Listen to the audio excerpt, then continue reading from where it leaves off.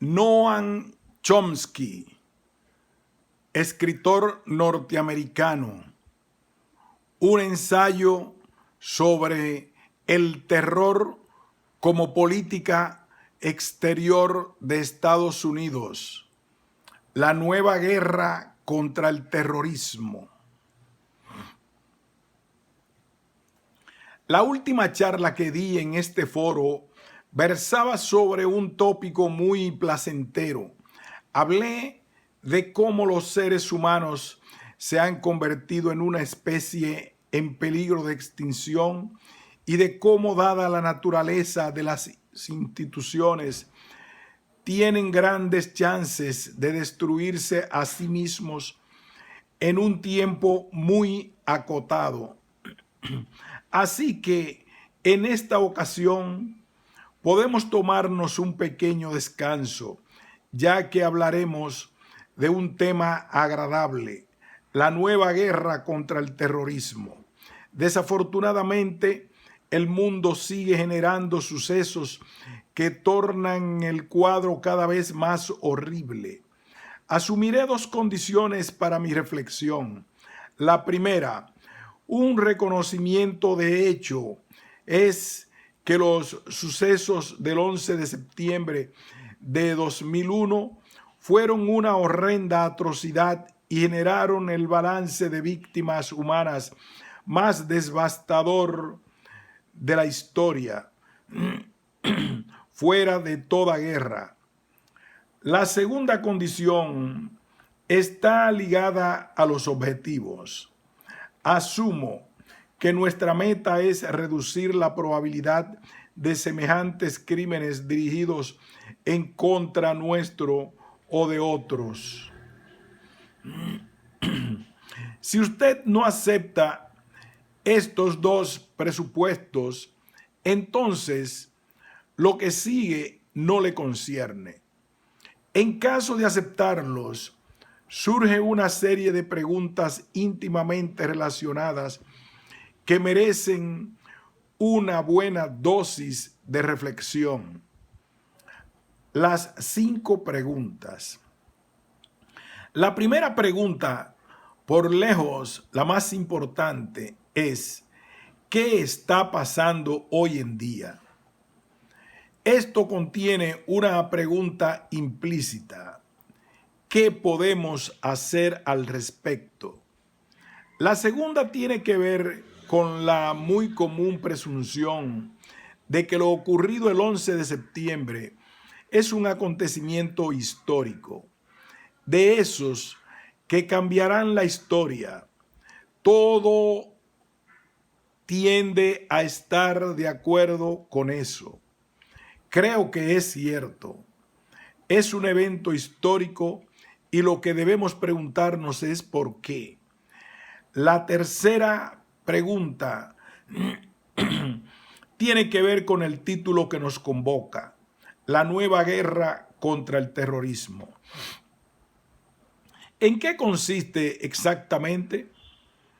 Y hay una pregunta conexa, a saber, ¿qué es terrorismo? La cuarta pregunta, más acotada pero importante, tiene que ver con los orígenes de los crímenes del 11 de septiembre.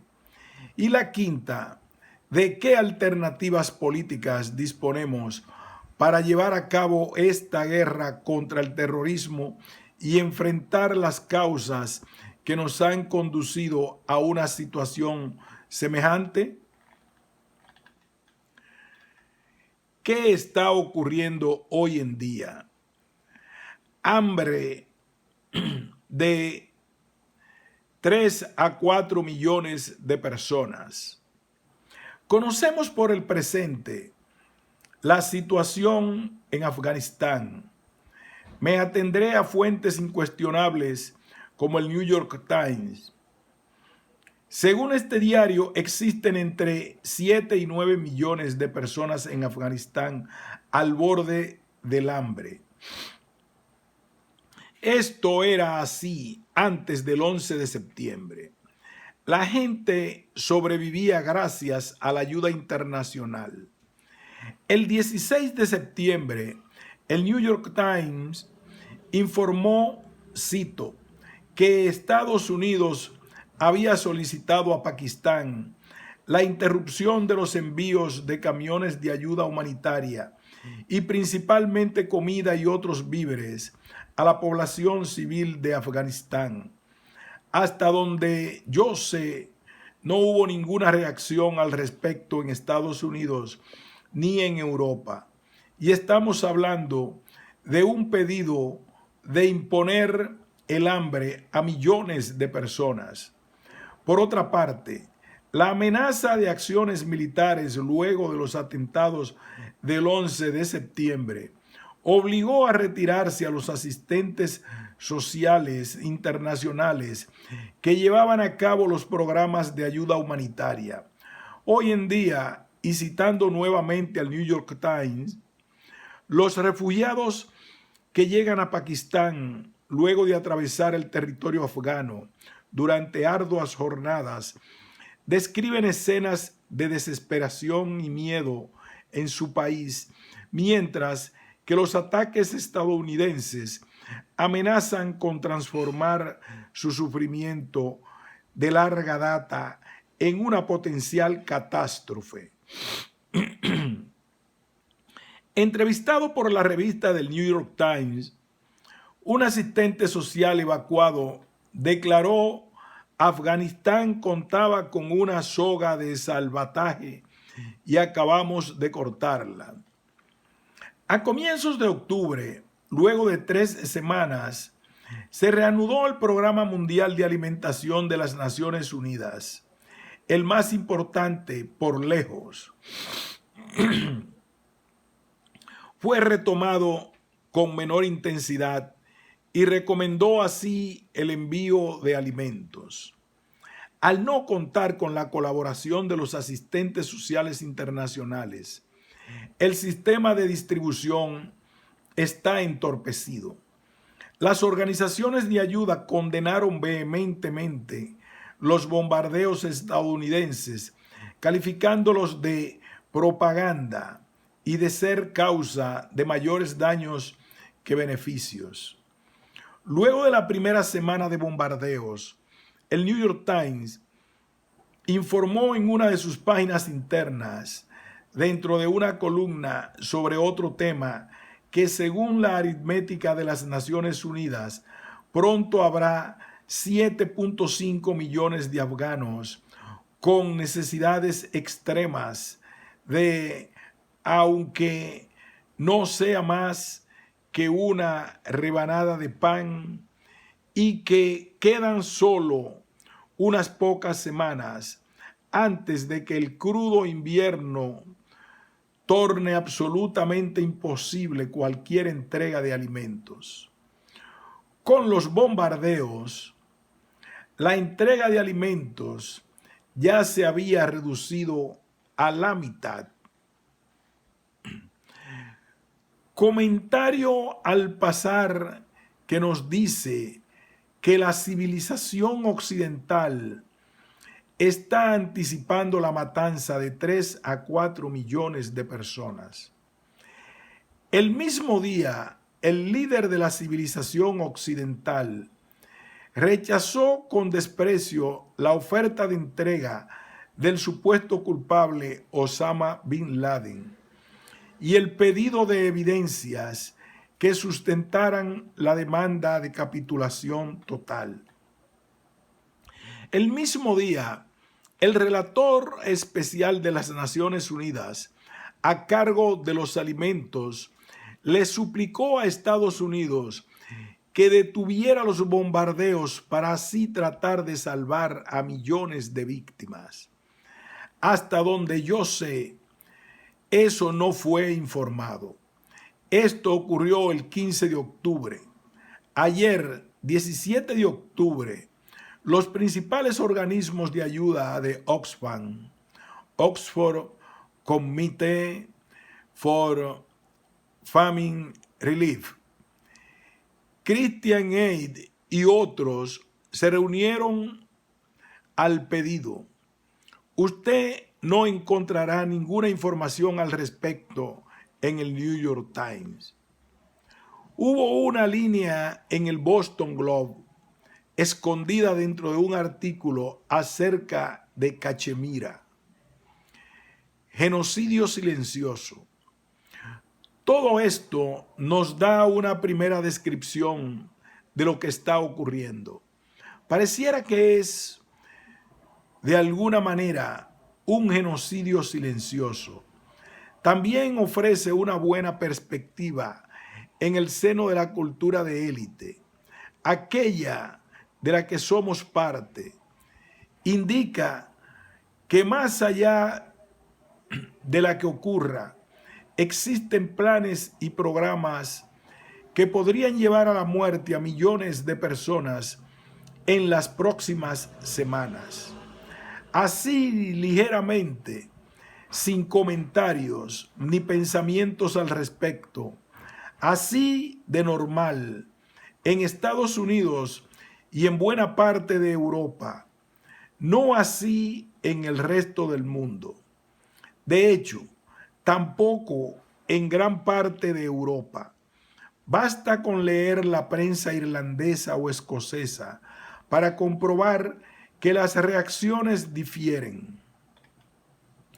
Lo que acontece está en gran parte bajo nuestro control. Podemos hacer mucho para influir y esto es brutalmente así.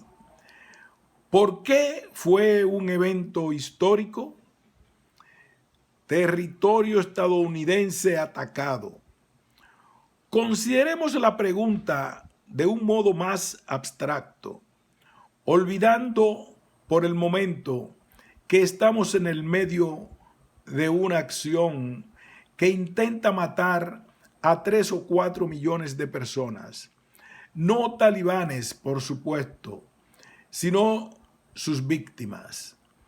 Volvamos a la pregunta del evento histórico que tuvo lugar el 11 de septiembre. Como ya dije, considero esto correcto. Fue un hecho histórico. Desafortunadamente, no por su escala desagradable de solo pensar en ella, sino en términos proporcionales. Ya dije que es probablemente el peor balance de víctimas humanas que un crimen haya producido. Y eso quizás sea cierto. Pero existen desafortunadamente crímenes terroristas cuyos efectos resultan aún más extremos. Sin embargo, se trata de un evento histórico porque esta vez ha habido un cambio. El objetivo al que apuntaron las armas. Eso es lo radicalmente novedoso. Si se considera la historia estadounidense, la última vez que el territorio nacional de Estados Unidos sufrió un ataque fue cuando los británicos quemaron Washington en 1814. Es común recordar a Pearl Harbor, pero no es una buena analogía. Los japoneses bombardearon bases militares ubicadas en 2 colonias estadounidenses que fueron sustraídas a sus habitantes de manera bastante poco amable. Por ende, no atacaron el territorio nacional. Esta vez, quien sufrió fue un ataque a gran escala. Es el territorio nacional. Se podrán encontrar algunos ejemplos marginales, pero este es realmente el único en su tipo.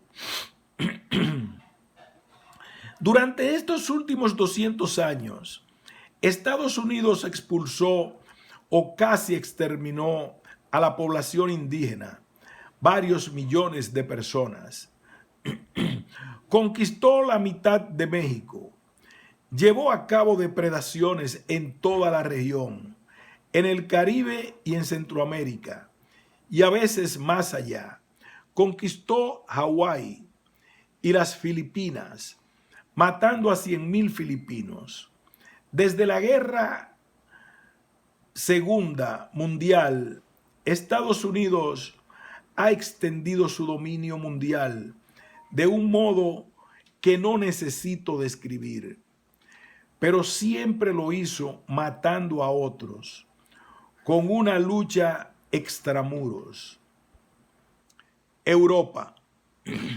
En el caso de Europa, el cambio es aún más dramático, porque su historia es todavía más horrenda que la nuestra. Básicamente somos un vástago de Europa. Durante cientos de años, Europa ha estado matando gente alrededor de todo el mundo. Así es como conquistaron el mundo. No lo hicieron regalando caramelos a los niños. Durante ese periodo, Europa sufrió, por cierto, guerras sangrientas, pero eran asesinos europeos matándose unos a otros. Durante cientos de años, el deporte principal fue asesinarse mutuamente. La única razón por la cual concluyó la matanza de 1945 no tuvo nada que ver con la democracia o con no hacer más la guerra entre sí o cualquier otra noción de moda. Fue porque todos comprendieron que la próxima vez que jugaran el juego sería el fin del mundo, porque tanto los europeos como nosotros desarrollamos armas masivas de destrucción tan poderosas que indefectiblemente el juego se terminaría. Y así retrocederíamos cientos de años. En el siglo XVII, aproximadamente casi el 40% de la población alemana desapareció en una sola guerra. Pero en esa época tan sangrienta, eran europeos matándose unos a otros. Europeos matando gente a otras latitudes. El Congo no atacó a Bélgica. India no atacó a Inglaterra. Argelia no atacó a Francia. Por supuesto, existieron pequeñas excepciones, seguramente invisibles comparadas con lo que Europa y Estados Unidos le hacían al resto del mundo. El primer cambio reside entonces en que es la primera vez que las armas apuntan hacia el otro lado, y en mi opinión, eso explica por qué se ven reacciones tan diversas en ambos lados. El mundo se ve muy distinto según si es usted quien sostiene el látigo o quien viene siendo azotado por él durante cientos de años. Muy distinto. Por eso creo que la sorpresa en Europa y en lo de sus vástagos, como aquí, es muy comprensible. Es un evento histórico, pero desafortunadamente no visto a escala. Casi todo el resto del mundo lo mira de manera bastante distinta. No por falta de compasión por las víctimas de esta atrocidad. Este sentimiento es casi uniforme, sino por verlo desde otra perspectiva. Algo que quizás querríamos comprender. ¿Qué es la guerra contra el terrorismo?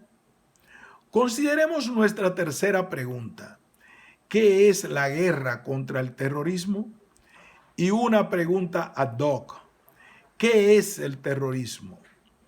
La guerra contra el terrorismo ha sido descrita en altas esferas como la lucha contra una plaga, un cáncer esparcido por bárbaros, por depravados enemigos de la mismísima civilización. Comparto este sentimiento. 20 años atrás, La administración Reagan asumió declarando que la guerra contra el terrorismo internacional sería el núcleo de la política exterior estadounidense, describiéndola en términos semejantes a los que yo acabo de mencionar. Y así ocurrió. La administración Reagan respondió a esta plaga difundida por los depravados opuestos a la civilización, creando una extraordinaria red terrorista internacional de una dimensión totalmente novedosa, lo cual generó atrocidades masivas en todo el mundo y sobre las cuales no entraré en detalle en esta ocasión. La guerra de Reagan y Estados Unidos contra Nicaragua. Solo mencionaré un caso, no el más extremo, pero seguramente el menos controvertido. No lo es debido a las sentencias de la Corte Internacional de Justicia y el Consejo de Seguridad de las Naciones Unidas. Por eso, este caso es inobjetable, al menos entre gente con una mínima preocupación y por la ley internacional, los derechos humanos, la justicia y otras cuestiones por el estilo. Yo pregunto, ¿cuán a menudo este caso indiscutible ha sido mencionado entre septiembre y octubre de 2001? Y si se trata de un caso particularmente relevante, porque ofrece un precedente de cómo un Estado legítimo respondió de hecho al terrorismo internacional, un hecho también indiscutible. Y fue mucho más extremo que los acontecimientos del 11 de septiembre. Me refiero a la guerra Reagan-Estados Unidos contra Nicaragua, que dejó decenas de miles de muertos, un país en ruinas, quizás fuera de toda recuperación. La respuesta de Nicaragua. Nicaragua respondió, pero no con bombas en Washington. Lo hizo llevando su caso a la Corte Internacional. No tuvieron problemas en presentar evidencias. La Corte Internacional aceptó su caso, falló a su favor, condenó lo que llamó el uso ilegal de la fuerza, lo cual es otro término para terrorismo internacional por parte de Estados Unidos. Ordenó a Estados Unidos que detuviese sus crímenes y que pagara indemnizaciones masivas. Por supuesto, Estados Unidos rechazó con total desdén el fallo de la Corte y anunció que a partir de ese momento no aceptaría su jurisdicción. Nicaragua recurrió al Consejo de Seguridad de la ONU, que solicitó a todos los estados que respetaran la ley internacional. Nadie fue mencionado, pero todo el mundo comprendió. Estados Unidos vetó la resolución.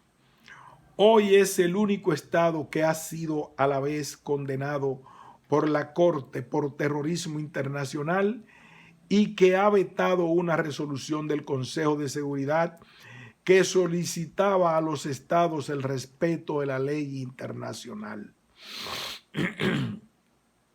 Nicaragua acudió luego a la Asamblea de las Naciones Unidas, donde técnicamente no existe veto, aunque un voto negativo estadounidense sea equivalente a 1. La Asamblea difundió una resolución similar con la oposición de Estados Unidos, Israel y El Salvador. Al año siguiente, Estados Unidos apenas pudo sumar a su causa Israel. Por ende, solo 2 votos se opusieron al respecto de la ley internacional. A esta altura, Nicaragua ya no tenía más herramientas legales. Intentó por todos los medios, pero por lo visto, en un mundo regido por la fuerza, eso no funciona. Además de ser indiscutible, este caso es, sin duda, el más extremo. Ganaríamos mucha percepción como cultura y sociedad preguntarnos, ¿cuánto sabemos acerca de todo esto? ¿Cuánto hablamos al respecto? ¿Cuánto se aprende acerca de esto en la escuela? ¿Cuán a menudo aparece en la tapa de los medios? Estados Unidos respondió ante la Corte Internacional y el Consejo de Seguridad, intensificando la guerra muy rápidamente. Por primera vez fueron dadas órdenes oficiales al ejército terrorista de atacar los llamados blancos suaves, es decir, blancos civiles indefensos, y de alejarse del ejército nicaragüense. Fueron capaces de hacerlo porque Estados Unidos tenía control total del espacio aéreo nicaragüense y el ejército de mercenarios contaba con equipos de comunicación de avanzada. No era una guerrilla en el sentido común.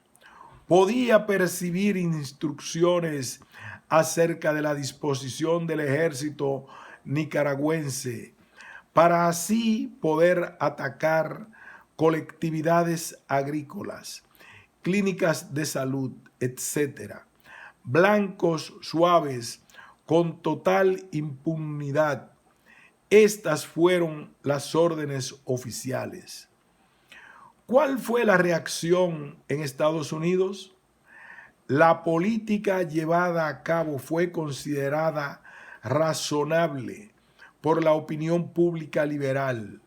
De esta manera, Michael Kingsley, representante de la izquierda en el debate público, escribió un artículo en el cual decía que no deberíamos criticar esa política tal como lo había hecho Human Rights Watch. Mencionó como una política razonable que debería sortear la prueba de un análisis costo-beneficio. Esto es, el análisis de la cantidad de sangre y miseria derramadas y los chances finales de emergencia de la democracia. La democracia, tal como Estados Unidos entiende el término, como resulta gráficamente ilustrado en la situación de los países limítrofes. No deja de ser arbitrario el hecho de que Estados Unidos y sus élites tengan el derecho de llevar a cabo el análisis y de perseguir el proyecto en caso de sortear sus pruebas. Y pasó las pruebas, funcionó. Cuando finalmente Nicaragua sucumbió a los ataques superpoderosos, los comentaristas alabaron abierta y alegremente el éxito de los métodos adoptados.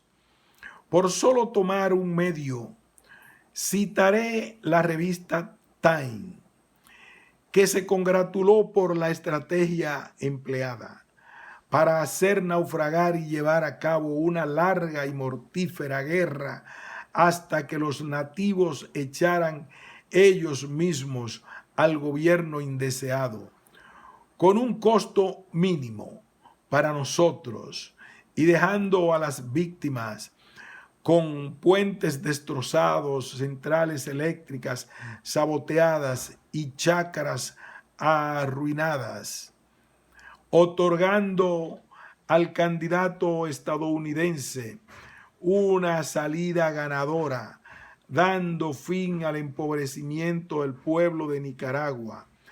Por su lado, el New York Times publicó una nota titulada Estadounidenses unidos en la alegría. El terrorismo funciona. No es el arma de los pobres. Esta es la cultura en la que vivimos y revela varios hechos. Uno es el terrorismo funciona, no fracasa, funciona. Habitualmente la violencia funciona. Así lo ha demostrado la historia del mundo. En segundo lugar, es un error de análisis muy serio decir que el terrorismo es el arma de los pobres. Como otros métodos violentos, es en primer lugar y por lejos el arma de los ricos. Se le puede considerar como el arma de los pobres porque los fuertes también controlan los sistemas doctrinales y porque el terror que ejercen no es considerado como tal. Tómese el ejemplo de los nazis. No ejercían el terror dentro de la Europa ocupada. Ellos protegían a las poblaciones de los terrorismos de los partidarios de la resistencia. Al igual que en otros movimientos, existía el terrorismo. Los nazis ejercían el contraterrorismo. Estados Unidos estuvo de acuerdo con eso.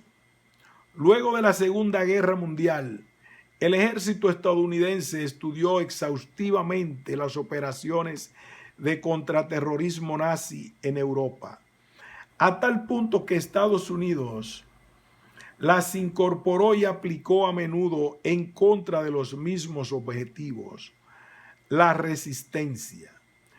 Con el asesoramiento de los oficiales de la Wehrmacht traídos a Estados Unidos, los métodos de los nazis alimentaron los manuales de contrainsurgencia, contraterrorismo y conflictos de baja intensidad. Hoy estos procedimientos y manuales son utilizados corrientemente. El terrorismo es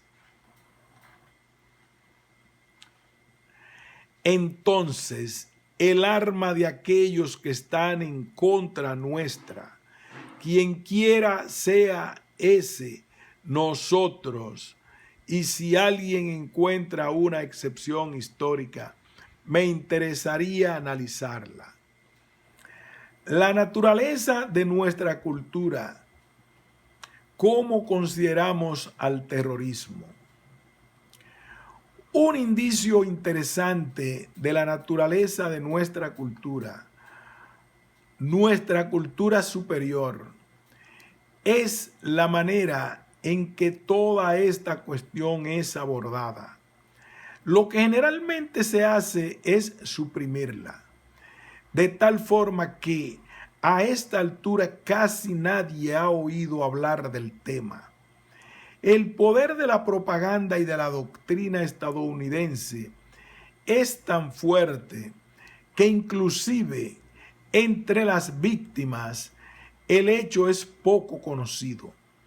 Quiero decir, cuando usted habla del tema con gente en Argentina, tiene que tomarse el trabajo de recordárselo. Ah, claro, eso sucedió. Lo habíamos olvidado. Le contestarán, es algo que está profundamente anulado. Las consecuencias del monopolio de la violencia pueden llegar a ser muy poderosas en términos ideológicos. La idea de que Nicaragua tiene que poder defenderse. Una de las ideas luminosas de nuestra actitud hacia el terrorismo es la reacción frente a la idea de que Nicaragua puede llegar a tener el derecho de defenderse. Esto fue considerado algo terrible. No existe ningún dato en la opinión generalizada que indique que Nicaragua puede llegar a tener tal derecho. Y esto fue manejado por la administración Reagan y su propaganda. Periódicamente echaban a rodar rumores indicando que los nicaragüenses recibían jets MiG de Rusia. Así, en Estados Unidos, los halcones y las palomas estaban divididos. Los primeros decían, ok, hay que bombardearlos. Las palomas decían, aguarden un poco, asegurémonos de que los rumores son ciertos. Y si lo fueran, entonces sí a los bombarderos, porque ellos representan una amenaza para Estados Unidos, entrecomillado. ¿Por qué recibían MiGs? Intentaron conseguir aviones jet de los países europeos, pero Estados Unidos presionó a sus aliados para que no les enviaran medios de defensa, porque querían que los nicaragüenses acudieran a los rusos. Situación ideal para los fines de la propaganda. Así se convertirían en una amenaza. En 1985, Estados Unidos declaró una emergencia nacional para proteger el país de la amenaza nicaragüense. La idea que Nicaragua debía tener el permiso de defender su territorio, su propio espacio aéreo del ataque de un superpoder que quedaba comandando fuerzas terroristas para que atacaran blancos civiles indefensos, era considerada como terrible. Las excepciones son tan pocas que prácticamente podría enumerarlas. Honduras, la designación de John Negroponte como embajador de las Naciones Unidas. Otro indicio de cómo consideramos al terrorismo tiene lugar ahora mismo. Estados Unidos designó como líder de la guerra contra el terrorismo a un embajador de las Naciones Unidas. Su nombre es John Negroponte. Era el embajador de Estados Unidos en Honduras a comienzos de los años 80. Se dijo que él debió de estar al tanto, como seguramente lo estuvo, de los asesinatos a gran escala y otras atrocidades de las fuerzas de seguridad hondureñas que Estados Unidos apoyaba. Pero eso es solo una pequeña parte. Como procónsul de Honduras, Negroponte era el supervisor local de la guerra terrorista llevada a cabo en ese país, por la cual su gobierno fue condenado por la Corte Internacional y luego por el Consejo de Seguridad en una resolución vetada y acabada de ser nombrado como embajador de las Naciones Unidas para liderar la guerra contra el terror. Después de que Estados Unidos tomara el control de Nicaragua durante los años 80, este país se encontraba en gran parte destruido. Desde entonces ha colapsado totalmente. Su economía y su democracia han empeorado. Hoy es el segundo país más pobre del hemisferio. Como ya dije, he escogido a Nicaragua por ser un caso indiscutible. Si se analizan otras naciones de la región, el estado de terror fue mucho más extremo aún y nos conduce a Washington.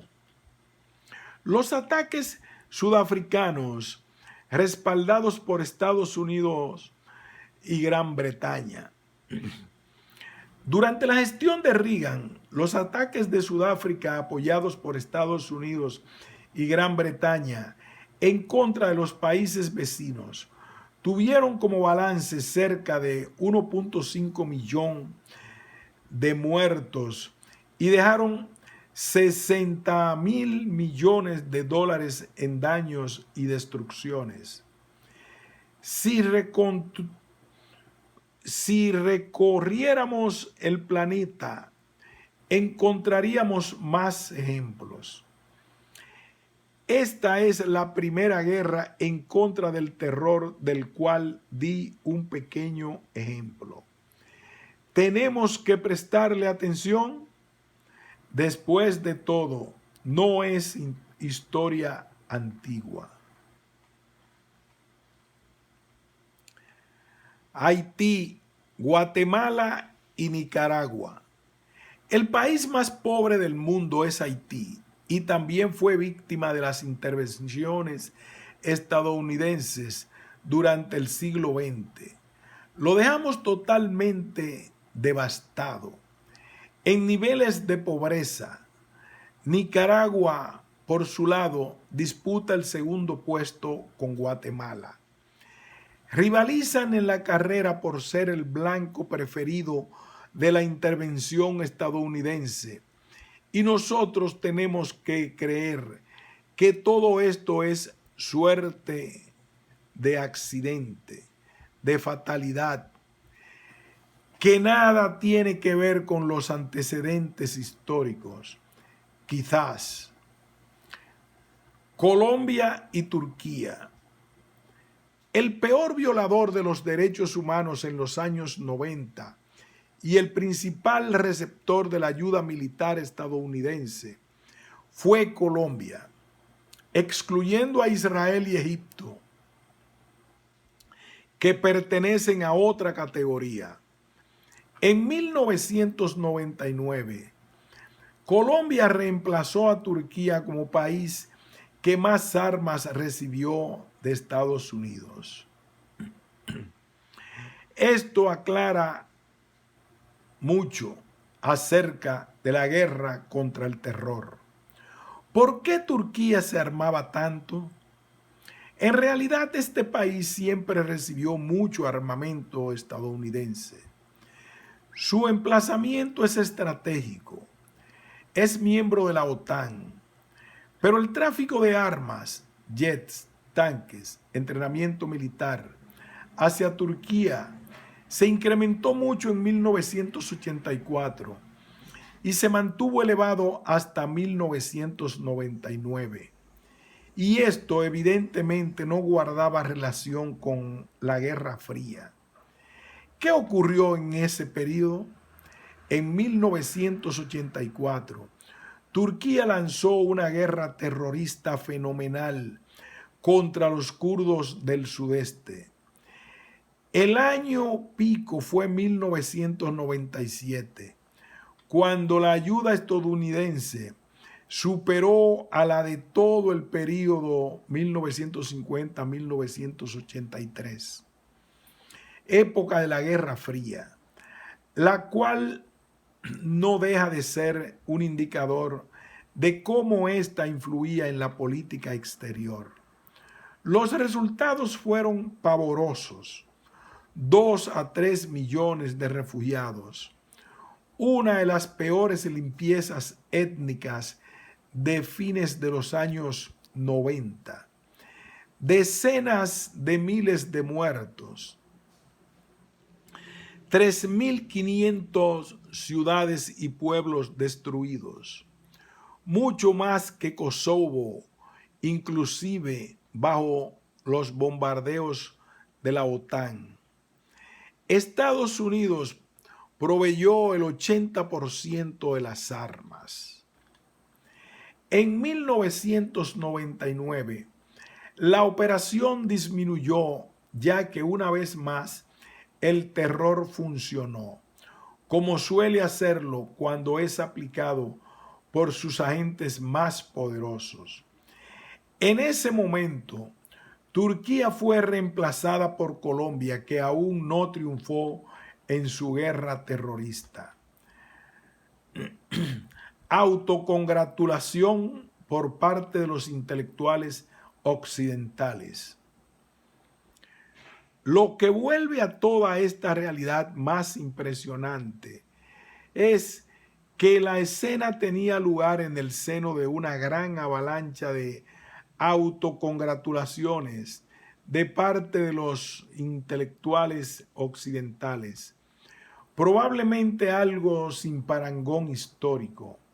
Irrumpió una masiva autoadulación acerca de cómo por primera vez en la historia éramos tan magníficos.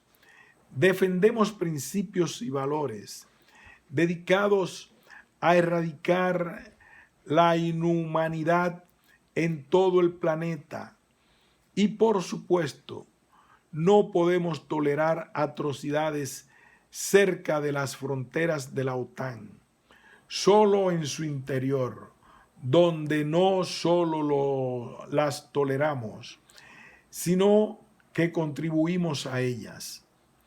También resulta interesante estudiar cuán a menudo esto fue analizado para un sistema de propaganda de una sociedad libre.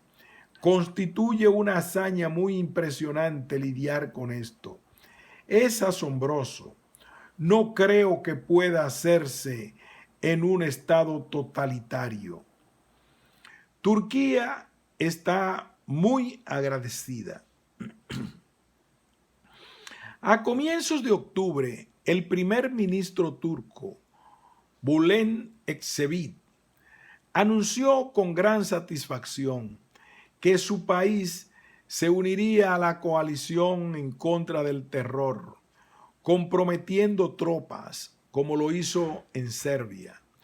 Justificó la decisión por la gran deuda que su país mantiene con Estados Unidos, que ayudó a Turquía en su propia guerra contraterrorista, es decir, en sus propias y masivas limpiezas étnicas y demás atrocidades. Otros países ayudaron un poco, pero se mantuvieron alejados. Estados Unidos, por su parte, contribuyó con mucho entusiasmo y lo pudo hacer por el silencio servilismo, es el término adecuado, de sus clases más educadas, quienes fácilmente se podrían informar al respecto. Después de todo, ¿no es este un país libre? Aquí se pueden leer los reportes de derechos humanos, toda clase de información, pero elegimos contribuir con las atrocidades. Turquía fue ampliamente alabada por usar los F-16 que nosotros le dimos para bombardear Serbia, exactamente del mismo modo que lo hizo en contra de su propia población, hasta lograr aplastar el terror interno, tal como lo llamaban. Y como de costumbre, la resistencia incluye el terror. Así fue durante la Revolución Americana. Así es en todos los casos que conozco. Pero todos aquellos que tienen el monopolio de la violencia hablan de ellos mismos como de los que llevan a cabo el contraterrorismo.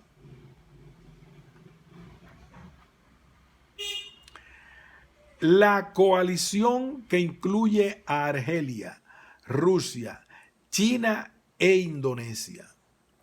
Resulta muy interesante analizar cómo describen algunos medios a la nueva coalición que combate al terrorismo.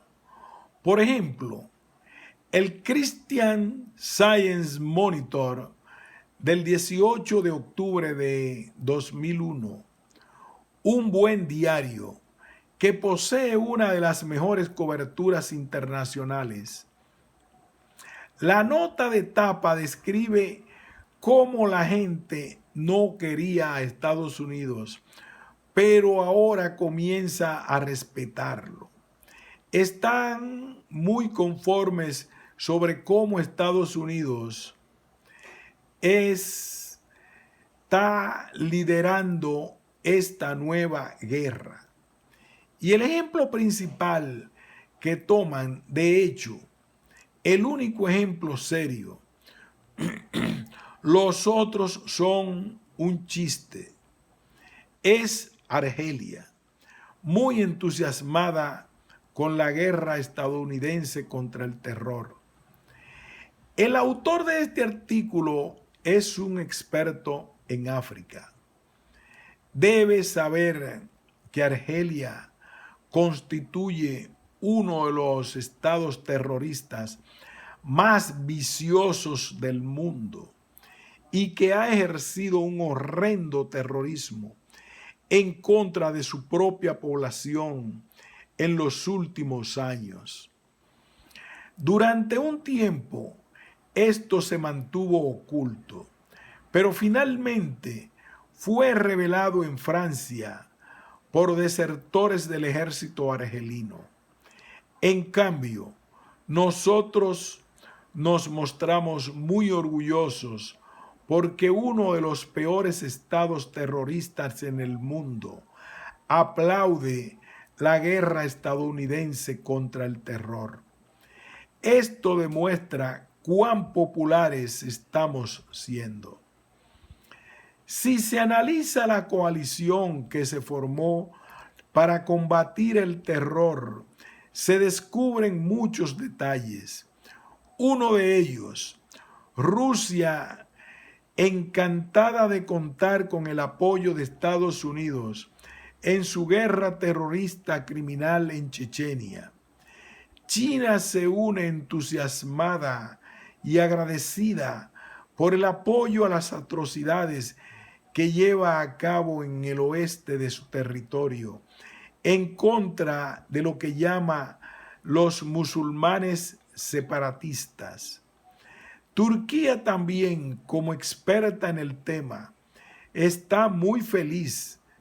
Argelia e Indonesia, por su parte, disfrutan del apoyo estadounidense por las atrocidades cometidas en Aceh, Indonesia, y otras localidades. Los países que se han unido a la coalición tienen una característica en común.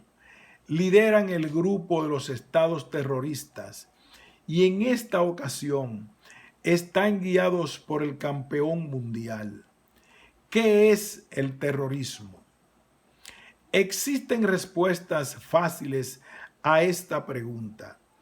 Hay una definición oficial en el Código estadounidense o bien en los manuales del ejército.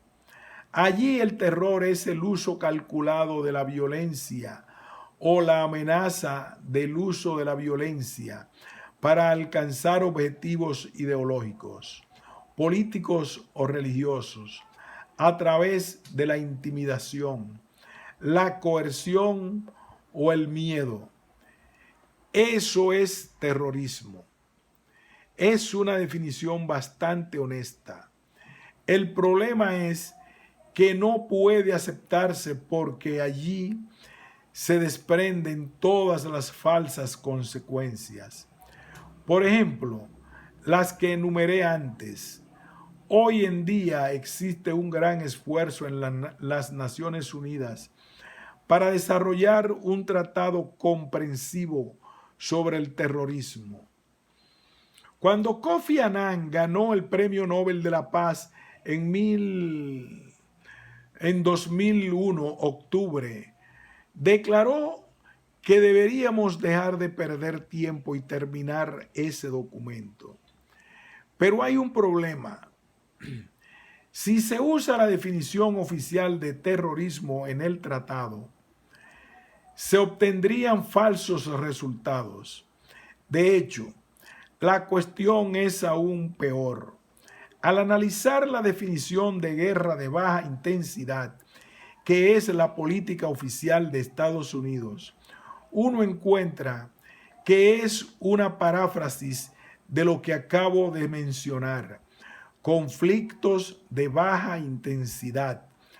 Supone otra definición de terrorismo, pero eso es que todos los países que cometen actos horrendos los llaman contraterrorismo.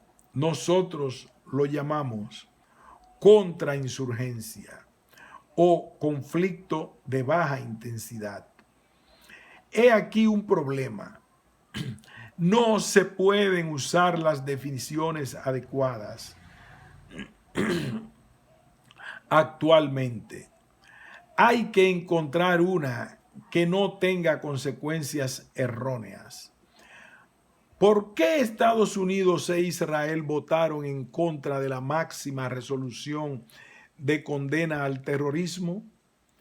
En diciembre de 1987, en el pico de la guerra contra el terrorismo, la Asamblea General de las Naciones Unidas emitió una muy fuerte resolución en contra del terrorismo, condenando la plaga con los términos más duros, llamando a cada estado a combatirlo. Fue aprobada por unanimidad la abstención de Honduras, mientras que Estados Unidos e Israel votaron en contra. ¿Por qué? Pues porque existe dentro de la resolución un párrafo en el que se menciona que nada en ella infringe el derecho de la gente de luchar contra el racismo y los regímenes coloniales, o contra la ocupación militar extranjera, o de continuar con su resistencia con la ayuda de otros estados. Estados Unidos e Israel no pueden aceptar eso. La principal causa por la que no podían hacerlo en su momento era Sudáfrica, considerada aliada. Pero existía una fuerza terrorista en Sudáfrica llamada Congreso Nacional Africano, CNA. Oficialmente era una fuerza terrorista. Sudáfrica era un aliado y, por cierto, no podíamos apoyar acciones de un grupo terrorista en lucha contra el régimen racista. Hubiera sido imposible. Existe, además, otro motivo: los territorios ocupados israelíes. Desde hace 35 años, ya una realidad apoyada por Estados Unidos, que bloquea un acuerdo diplomático desde hace 30 años. Por otro lado, en esa época, Israel ocupaba el sur del Líbano y era resistido por el Hezbollah, considerado por Estados Unidos una fuerza terrorista, que luego tendría éxito al lograr el retiro de las tropas israelíes. Estados Unidos no puede permitirle a nadie luchar contra una ocupación militar que él apoya. Por eso tuvo que votar junto con Israel en contra de la resolución. Y como ya lo he mencionado, un voto en contra de Estados Unidos es equivalente a un veto. Nada de esto fue informado ni apareció en los anales del terrorismo. Si se apela a los artículos acerca del terrorismo, se vería que no figura nada de lo que refiero. La razón es que designan como portadores de las armas a la gente equivocada. Las definiciones y conocimiento que se necesitan para llegar a las conclusiones correctas deben elaborarse con mucho cuidado. De otro modo, no se trata de una erudición correcta, ni de un periodismo digno. Estos son algunos de los problemas que impiden el esfuerzo de desarrollar un tratado comprensivo sobre el terrorismo. Quizás debamos tener una conferencia académica para ver si logramos una definición de la cual surjan las respuestas correctas, pero no creo que resulte fácil. ¿Cuáles son los orígenes del 11 de septiembre? En este punto debemos distinguir dos categorías: los actuales agentes del crimen y la reserva de simpatía, a veces de apoyo, que existe entre la gente que se opone a los criminales y sus actos. Categoría 1. Los posibles responsables. Con respecto a los responsables del crimen, de alguna manera no queda claro quiénes son. Estados Unidos no quiere o no puede dar evidencias claras. Hubo una mise en scène 1 o 2 semanas atrás cuando Tony Blair intentó dar una explicación, no sé con qué propósito.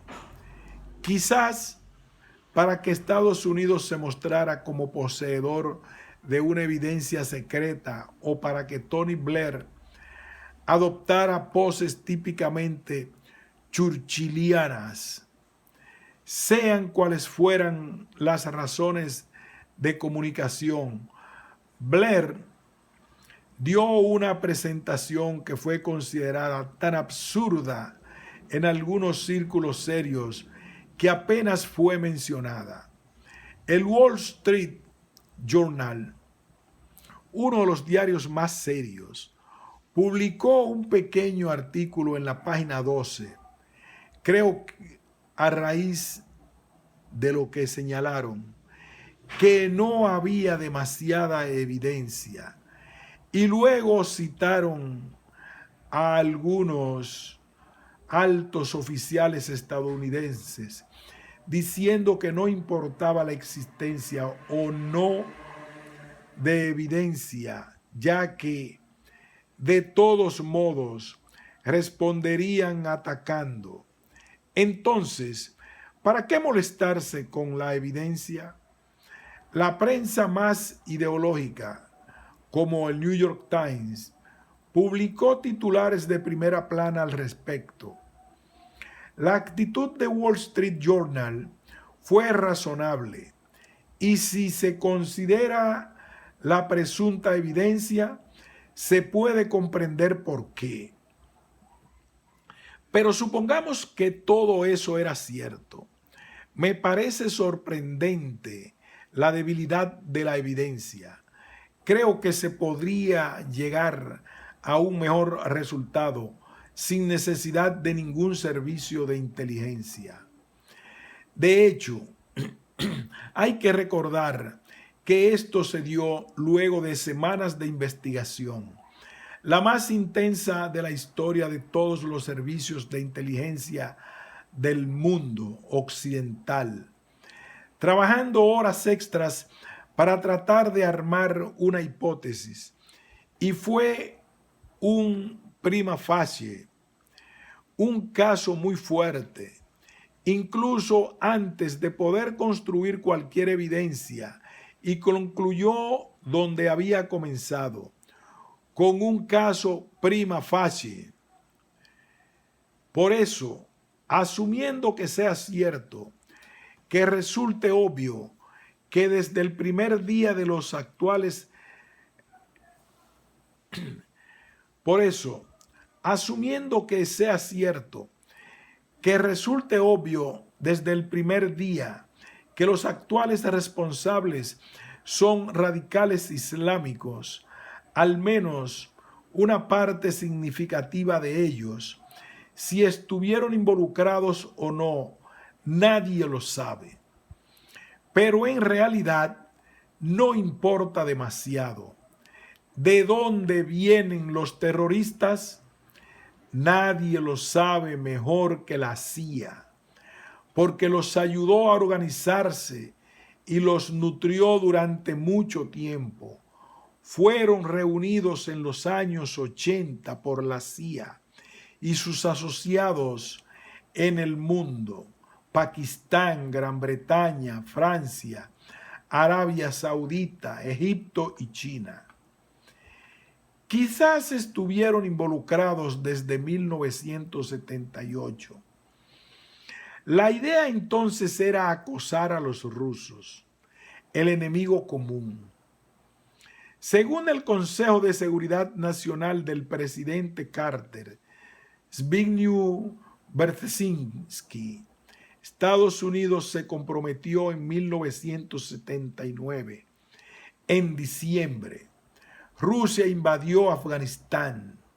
Según Brzezinski, el apoyo estadounidense a la lucha de los muyahidín contra el gobierno comenzó 6 meses antes, hecho del cual está muy orgulloso.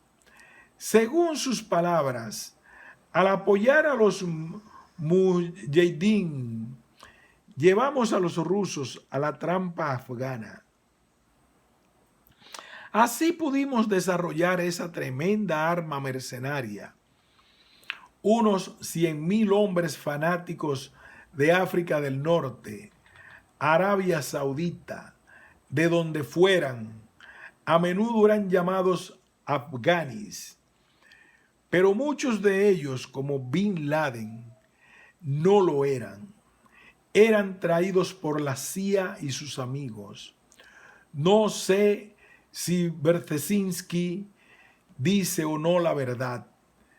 Quizás se esté jactando aparentemente con bastante orgullo, conociendo las consecuencias, pero quizás sea cierto.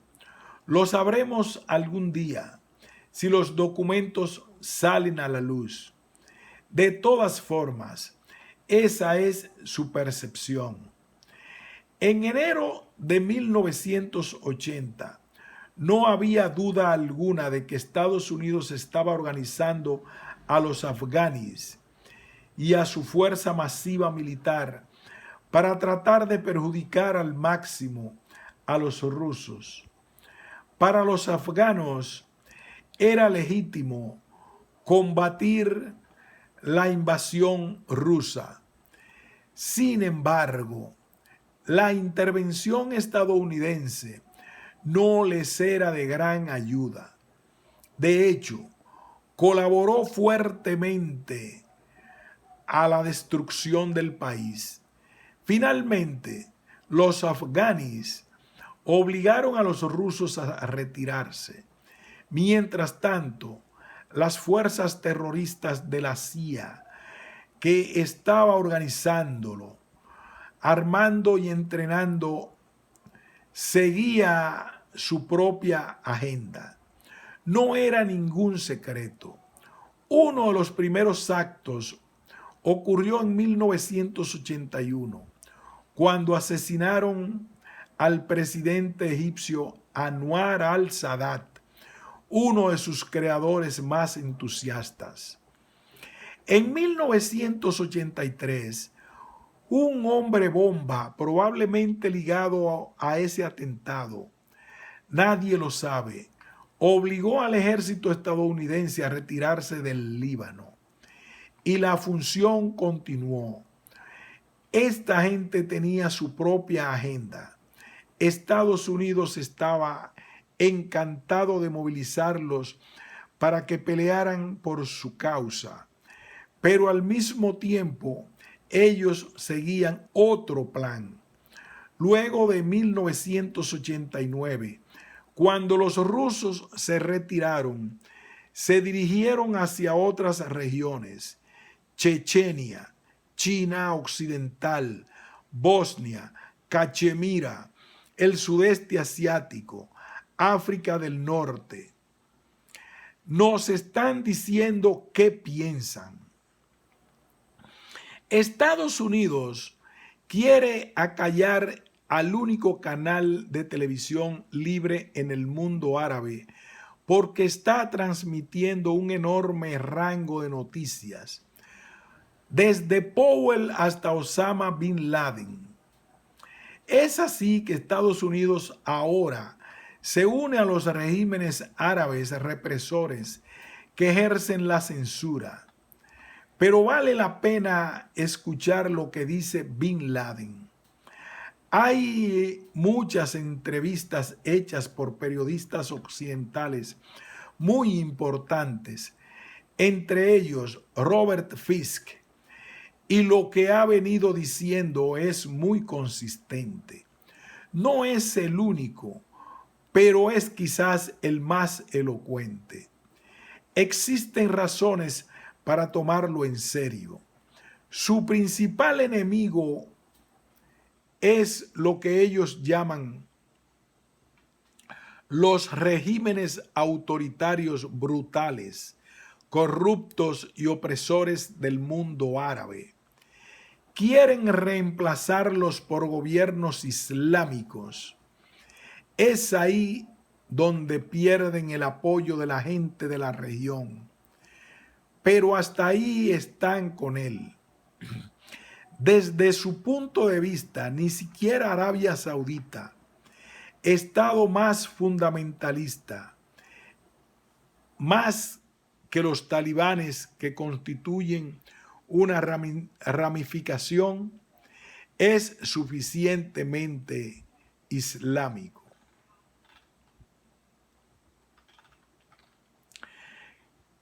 Claro que en ese aspecto Bin Laden y sus seguidores obtienen poco respaldo, pero fuera de ese punto cuentan con un apoyo masivo. Además, quieren defender a los musulmanes en todo el mundo, odian a los rusos, pero apenas estos se retiraron de Afganistán, detuvieron los ataques terroristas en Rusia que lanzaban con el apoyo de la CIA. Se desplazaron a Chechenia, donde defienden a musulmanes de una invasión rusa. Lo mismo con otras regiones mencionadas. Según su punto de vista, defienden a los musulmanes contra los infieles. Se mantienen muy claros al respecto y esto es lo que han venido haciendo. ¿Por qué se volvieron contra Estados Unidos? Esto está relacionado con lo que ellos llaman la invasión estadounidense a Arabia Saudita.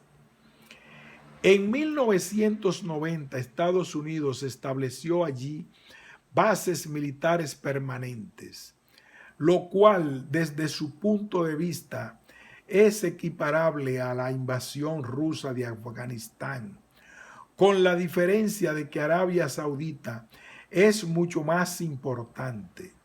Es el país que alberga los lugares más sagrados del Islam. En ese momento sus actividades se volvieron contra Estados Unidos. En 1993 intentaron volar el World Trade Center.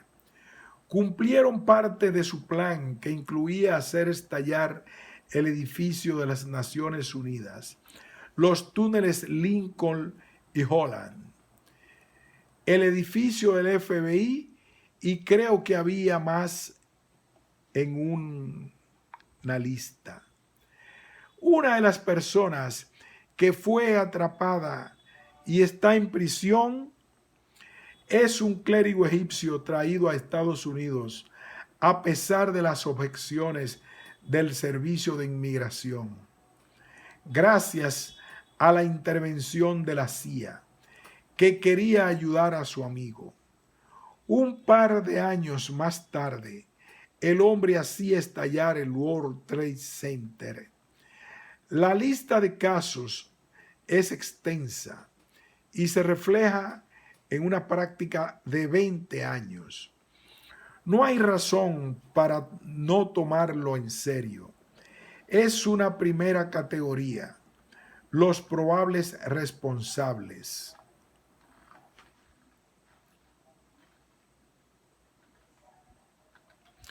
Categoría 2. ¿Qué hay de las reservas de apoyo? Uno de los hechos positivos posteriores al de septiembre es que parte de la prensa puso al descubierto estas cuestiones. A mi juicio, la mejor fue la actitud del Wall Street Journal, que publicó enseguida informes serios sobre las razones por las cuales la gente de la región, por más que odien a Bin Laden y desprecie todo lo que hace, de todas maneras lo apoya de muchas formas y hasta lo considera como la conciencia del Islam. Hay que reconocer que ni el Wall Street Journal ni los más medios están encuestando a la opinión pública. Encuestan la opinión de sus amigos, banqueros, profesionales, abogados, internacionales, hombres de negocios ligados a Estados Unidos, gente que entrevistan en McDonald's, que es allí un restaurante elegante y que lleva ropa estadounidense a la moda. Ese es el tipo de personas que entrevistan porque quieren conocer sus actitudes. Y ese su comportamiento es claro. Y en muchas ocasiones está en sintonía con el mensaje de Bin Laden. Están muy enojados con Estados Unidos por su apoyo a los regímenes autoritarios y brutales, su intervención destinada a obstruir todo movimiento hacia la democracia y a detener el desarrollo económico, sus políticas de devastación de las sociedades civiles iraquíes, su apoyo a Saddam Hussein en la época en que cometía sus peores atrocidades, incluía la aniquilación de los kurdos, algo que Bin Laden menciona siempre y que ellos conocen, por más que nosotros no lo querramos. Y por supuesto, el apoyo estadounidense a la ocupación militar israelí severa y brutal. Estados Unidos ha estado proveyendo el soporte económico, militar y diplomático y sigue haciéndolo. Ellos lo saben y no les gusta. Cuando Bin Laden da estas razones, la gente las reconoce y las apoya. Pero esa no es la forma en que la gente de aquí quiere verlo. Al menos la opinión educada liberal. Les gusta la línea trazada en la prensa, principalmente por los liberales. No hice un estudio profundo, pero considero que la opinión del ala derecha ha sido por lo general más honesta. Ronald Steele, un intelectual de izquierda, liberal, bastante serio, se preguntaba, ¿por qué nos odian? Creo que el mismo día en que Wall Street Journal publicó su encuesta sobre por qué nos detestaban, Steele contestaba, nos odian porque lideramos un nuevo orden mundial de capitalismo, individualismo, secularismo y democracia, que debería constituirse en la norma universal. Por eso nos odian. Mientras tanto, en el Wall Street Journal se podía leer la opinión de banqueros profesionales, abogados internacionales, diciendo: miren, los odiamos porque ustedes están bloqueando la democracia, el desarrollo económico, están apoyando regímenes brutales, terroristas. Un par de días más tarde, Anthony Lewis, también un hombre de izquierda, explicó que el terrorista solo busca un nihilismo apocalíptico. Solo eso importa. Según Lewis, la única consecuencia dolorosa de nuestras acciones es que se vuelve más complicado que los árabes que unan a la coalición antiterrorista. Pero más allá de eso, todo lo que hagamos es irrelevante. Si queremos vivir con la cabeza enterrada en la arena y pretender que nos odian porque se oponen a la globalización o por eso asesinaron a Sadat 20 años atrás, combatieron a los rusos e intentaron volar el World Trade Center en 1993. Adelante. Y hablamos de gente que se encuentra en el seno de la globalización corporativa. Pero si se quiere creer eso, claro, es consolador. La ventaja de verlo así es que nos hace sentir bien y muestra cuán maravillosos somos. Permite evadir las consecuencias de nuestros actos, pero es la mejor forma de asegurarse el incremento de la violencia tribal. Me hiciste algo, te haré algo peor. No me importan las razones. Seguimos en esa vía, la de la opinión de la izquierda liberal. ¿Cuáles son las opciones políticas? Existen algunas. Una de ellas consistía en haber seguido desde el comienzo el consejo de radicales en serio, como el Papa. Risas. El Vaticano declaró enseguida: esto es un crimen terrorista horrible. Y como en todo acto criminal, se trata de encontrar a los culpables y llevarlos a la justicia.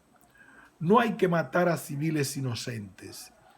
Es como si yo sufriera un robo en mi casa y creyera que el culpable se encuentra en el vecindario, en la vereda de enfrente. No puedo salir con un rifle y matar a todos. Esa no es la manera de enfrentar el crimen. Sin importar sus dimensiones, pequeño o masivo, como lo fue la guerra terrorista de Estados Unidos contra Nicaragua. Existen muchos antecedentes. Mencioné el de Nicaragua, un estado legítimo. Quizás por eso hayamos tenido que destruirlo, lo cual fue consecuente con los principios correctos. Esa vez no condujo a nada porque se dirigía a un poder que no iba a permitir procedimientos legítimos. Pero si Estados Unidos intentara perseguirlos, nadie los detendría.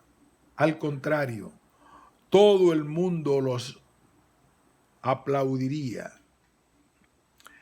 Las bombas del IRA en Londres. Cuando el IRA hizo estallar bombas en Londres, lo cual es muy serio, Gran Bretaña pudo, más allá de lo que hubiera sido posible, haber respondido destruyendo Boston, frente principal de financiamiento de la organización irlandesa. También pudo haber barrido con Belfast Oeste. Más allá de la factibilidad, hubiera sido una idiotez criminal. Ellos siguieron un método más acorde: encontrar a los responsables, juzgarlos y buscar las causas. Porque estas cosas no surgen de la nada. Ya sea un crimen callejero o uno terrorista, existen razones. Y generalmente, cuando se las considera, algunas son legítimas y deberían ser atendidas, independientemente del crimen. Esa es la manera de proceder. Pero el problema es que Estados Unidos no reconoce la jurisdicción de las instituciones internacionales. Por eso no puede acudir a ellas. Rechazó la competencia de la Corte Internacional. Es lo suficientemente poderoso como para instaurar una corte nueva. Pero hay un problema con esto. Se necesitan evidencias y no a Tony Blair hablando en televisión. Esa es la parte más difícil. Las pruebas pueden ser imposibles de encontrar. Resistencia sin líderes. Es probable que quienes hayan perpetrado los atentados se hayan matado. Nadie lo sabe mejor que la CIA. Se trata de redes descentralizadas sin jerarquías. Siguen un principio llamado resistencia sin líderes, desarrollado por los terroristas de Christian Reich en Estados Unidos.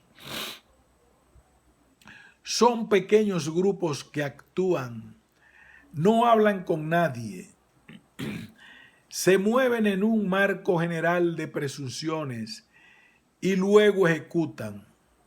Hoy en día, la gente del movimiento antiguerra conoce bien esto. Solíamos llamarlos grupos de afinidad. Si, por ejemplo, usted supone que su grupo, cualquiera que sea, está siendo infiltrado por el FBI, cuando algo serio sucede, no lo manifiesta en una reunión abierta. Lo hace con gente en quien confía, un grupo de afinidad, y así el grupo no puede ser infiltrado. Es por eso que el FBI nunca ha podido descubrir qué ocurre dentro de los movimientos populares. Lo mismo para otras centrales de inteligencia. Las redes descentralizadas son muy difíciles de infiltrar. Es entonces muy probable que las autoridades no sepan mucho. Cuando Osama Bin Laden dice que no está involucrado, eso es algo perfectamente posible. De hecho, cuesta imaginar que un hombre en una gruta en Afganistán, sin siquiera una radio o un teléfono, haya podido planear una operación tan sofisticada como la de los atentados del 11 de septiembre. Será muy difícil encontrar evidencias. Estableciendo credibilidad, Estados Unidos no quiere presentar evidencias porque pretende actuar sin ellas. Es una parte crucial de la reacción. De hecho, esta vez Estados Unidos no solicitó la autorización del Consejo de Seguridad de la ONU, cosa que ahora, si hubiera obtenido, porque los otros miembros también son estados terroristas. Rusia no iba a vetar el aval, pero Estados Unidos no quería contar con ese acuerdo porque sigue un principio de larga data que no es de George W. Bush. También estuvo vigente durante la administración Clinton y se remonta mucho más lejos aún. Consiste en creer que tenemos el derecho de actuar unilateralmente. Por eso no queremos autorización internacional. No nos importan ni las evidencias, ni las negociaciones, ni los tratados. Somos el tipo más fuerte, el matón del barrio.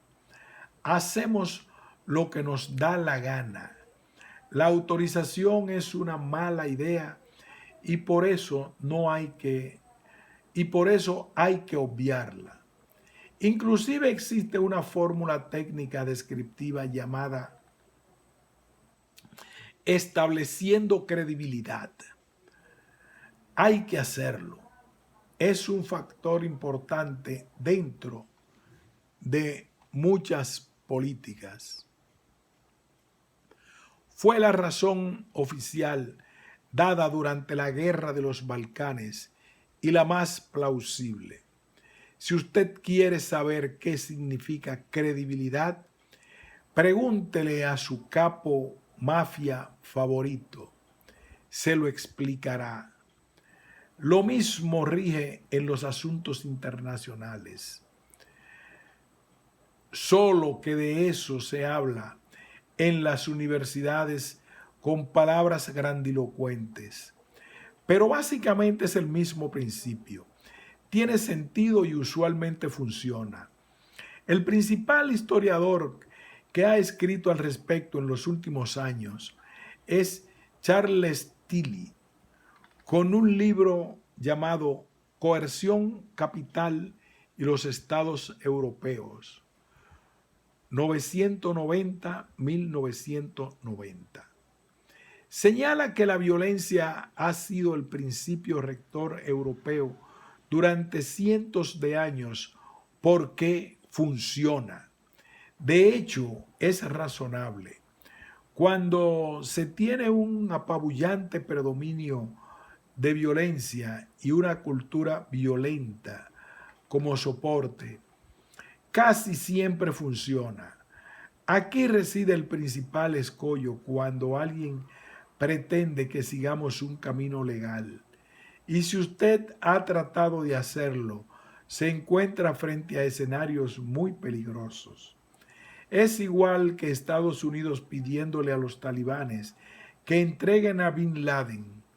Ellos responden de una forma vista por Occidente como absurda. Nos dicen, de acuerdo, pero primero entreguen evidencias de su culpabilidad. Pero ¿cómo se atreven a pedir evidencias?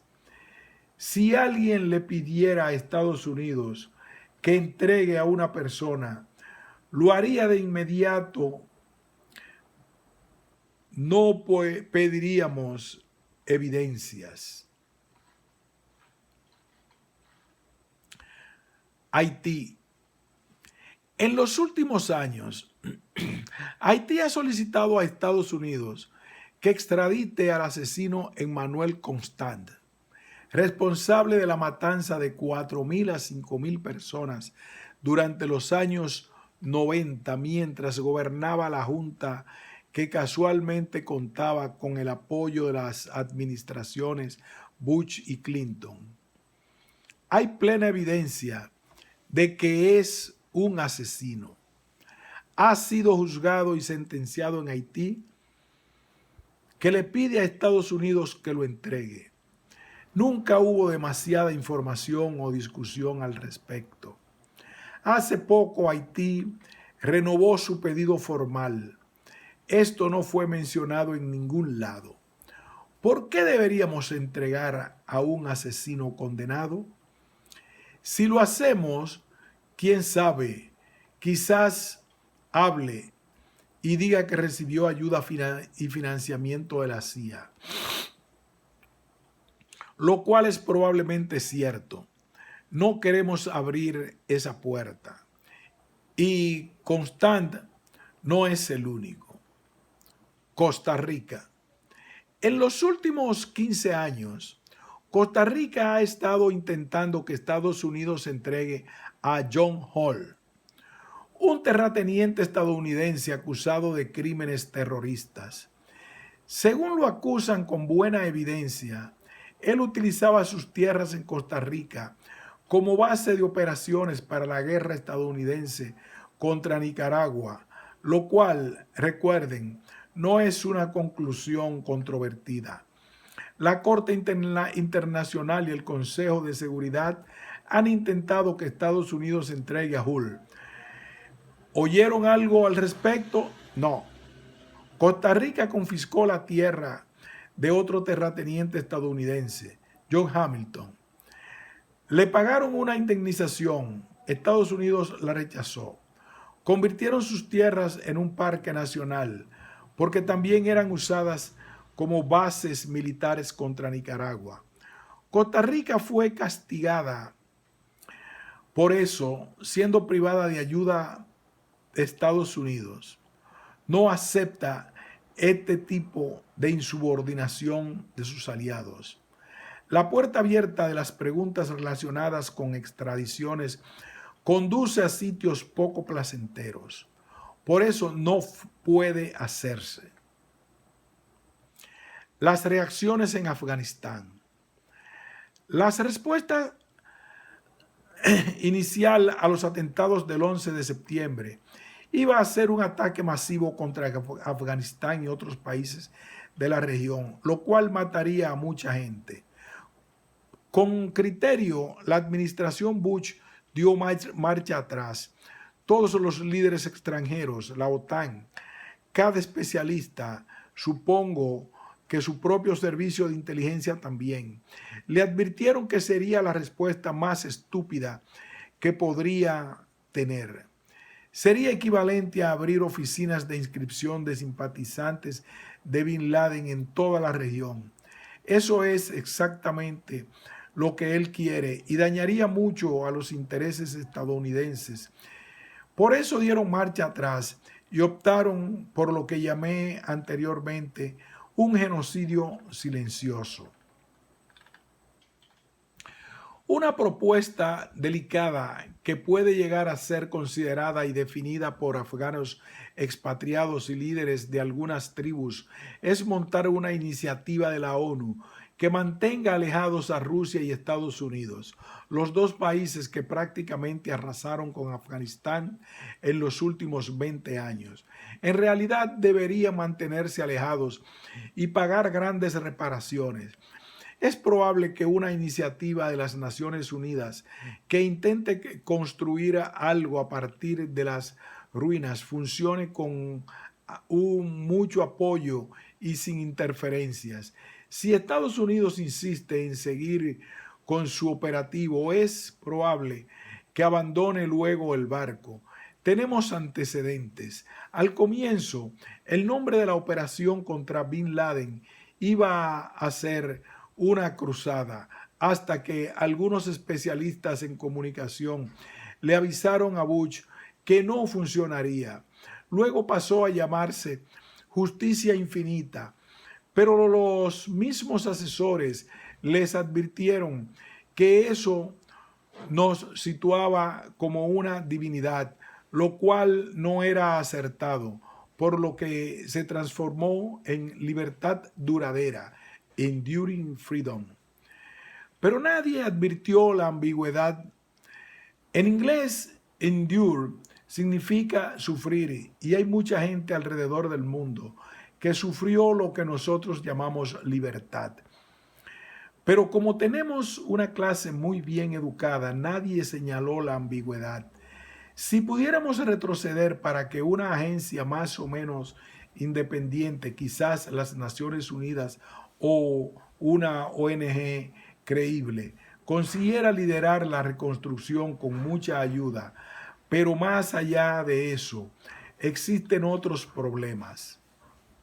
Una forma fácil de reducir el terror. Queremos, claro, reducir el nivel del terror y no aumentarlo. Existe una manera fácil de hacerlo. Dejar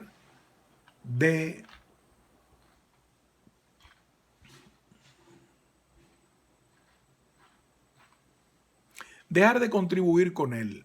Automáticamente, esto reduciría el nivel de terror, pero eso no se puede discutir. Deberíamos transformarlo en motivo de discusión. Tendríamos que repensar el tipo de políticas que implementamos. Afganistán no es el único lugar en el que organismos y entre...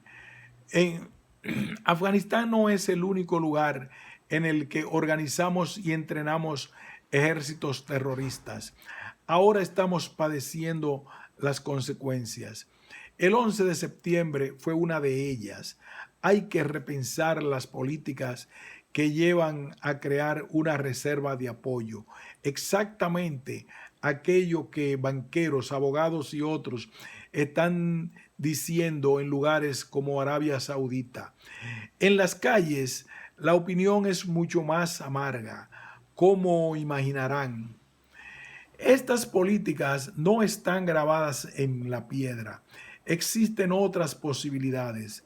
Es difícil encontrar demasiados rayos de luz en las últimas semanas, pero uno de ellos es que existe una apertura creciente. Muchas cuestiones han quedado expuestas, listas para ser discutidas, inclusive en el seno de las élites, por supuesto, dentro del público en general. Si un diario como el US Today puede publicar un buen artículo serio sobre la vida en la Franja de Gaza, es que ha habido un cambio. Aquello que mencioné acerca del Wall Street Journal también supone un cambio.